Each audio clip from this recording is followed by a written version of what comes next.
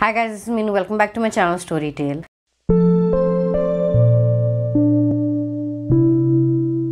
I have read Season Storm by Leigh Bardugo, which is the second book in the Shadow and Bone trilogy.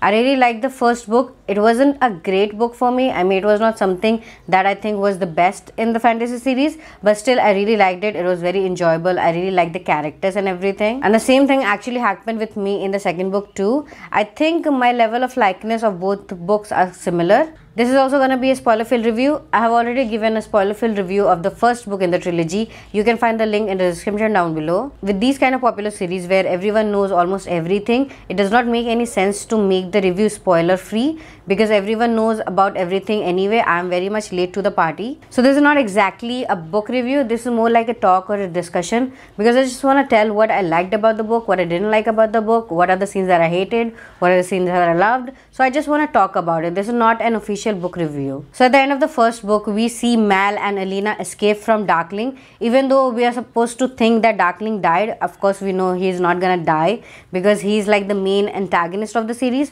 So he cannot actually die in the first book. So both Alina and Mal are on the run in the beginning of the book. They are trying to escape Darkling and his Grisha people.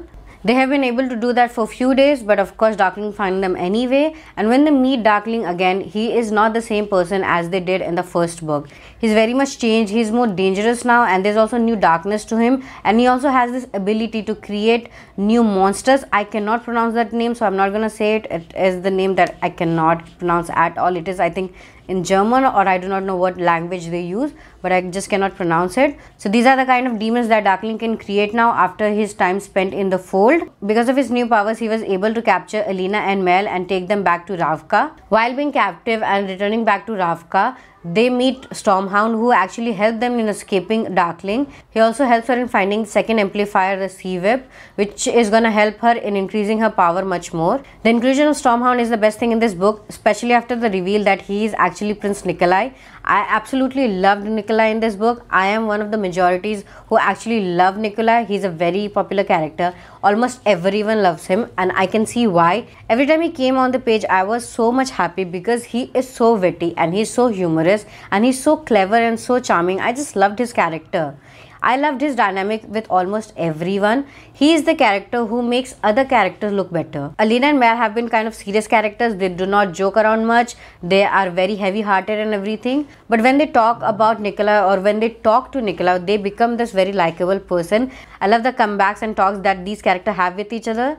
Like I said, Nikolai makes everything perfect. I think he was the saving grace of this book because there was not much happening. I mean, there are scenes and places where things are happening, but most of the middle part of the book, there was nothing much actually happening in this book. Even Darkling was not much in the scenes. He was in the first 2 chapters, I guess, and then he was more in the last few chapters. But in the middle, he was just appearing and disappearing because of Alina's thoughts and whatever that she was thinking. But he was not much into the story. He was just in the talks and everything. Everyone was just scared of him, but he was not actually present, which I actually didn't like because I really liked his character in the first book. I mean, he's the perfect antagonist. He has his moments. He's very complex character. So I really wanted to see more of him, but I'm glad that Nikolai was there because if he hadn't been in the story, this book would have been a very dull one. There are a few points in this book which I did not see the point of, especially the inclusion of Sancta Alina. I did not like that story, or I did not like that plot at all.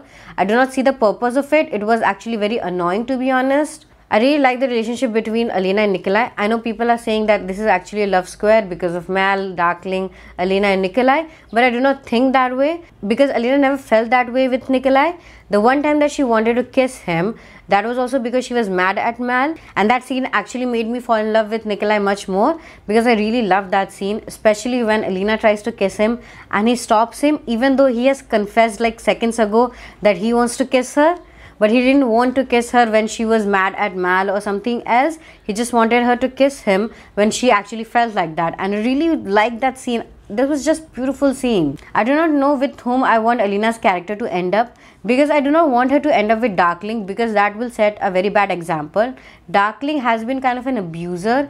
I mean, he also kind of sexually assaulted her when he wore the mask of Mal when he came to her. So I do not like that part. So if she ends up with him, I am gonna be very angry because that is just not right. Even Mal does not make a good partner because he has been very much whiny in this book. I liked him in the first one because he was such an amazing friend, and I like them as friends. I still do. I think they work great as best friends, but as lovers they do not work. Mal loved her when she needed him, but now that she has become this person who does not need him anymore, now he has become very whiny and annoying. Now he thinks that he does not have a place beside her. There's nothing much he can do beside her. I mean, queens have been there for I do not know how long with kings when they are busy ruling the country and everything, and they just sit beside him and support him. So why cannot Mal do the same thing? Alina never stopped him from becoming whatever he wants to become. He's so insecure about Nikolai, about his position and his role in Alina's life, that he is just a whiny little boy now. He just likes to fight with Grisha people. I do not know what he's trying to prove. Like I said, their relationship actually does not work because they have been friends since childhood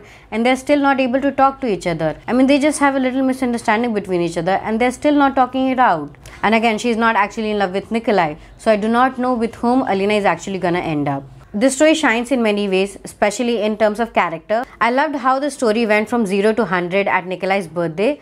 I mean, all the characters were having fun, they were chilling out, everything was so calm, and then the conversation between Nikolai and his brother started and it went from 0 to 100. I loved that scene. I loved how whole scenario changed, how everything changed, how they were anticipating things and it turned out to be completely different, and I loved what happened after that.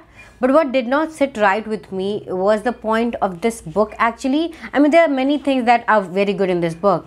But again, this book ends up just where the first book did. I mean, in the first book, many things were happening. We were introduced to this world. We were introduced to Alina and other characters, Darkling, Mal, and everything. And in this book, we were introduced to Nikolai. So I liked that fact. But the first book ended with Mal and Alina on the run. And the second book ended the same way. In the first book, Darkling was supposed to be dead, but he didn't die. And in the second book, same thing happened. So I do not know what the second book actually did, apart from introducing Nikolai, which is the best thing, and also introducing Sankta Alina and her followers, which I think was a very dull part. I did not enjoy it at all. Overall, there is not much progression in the book in terms of the series, but the story shines in many places, especially when it comes to characters. I really loved them. I really wish there were more of Darkling scene and less of Alina and Mal. And I really hope they did not kill Nikolai, because if they did, I'm just gonna abandon this whole series. Currently, Netflix has released the trailer of Shadow and Bone TV series and I'm really excited about this. I really want all these characters to come alive on TV and I really watch them. I also want to know how much different the series is gonna be from the book. I know there's an inclusion of Six of Crows characters in the Shadow and Bone trailer. So I do not know if they're gonna be shown in the beginning of the series, because Six of Crows is a spin-off series of Shadow and Bone trilogy. So I do not know how that is gonna happen. But anyway, I'm very much excited for the TV series and I just cannot wait. I'm gonna give this book 4-star rating, because even though there are certain scenes or certain things that I didn't like, I still enjoyed most of this book, especially because of Nikolai.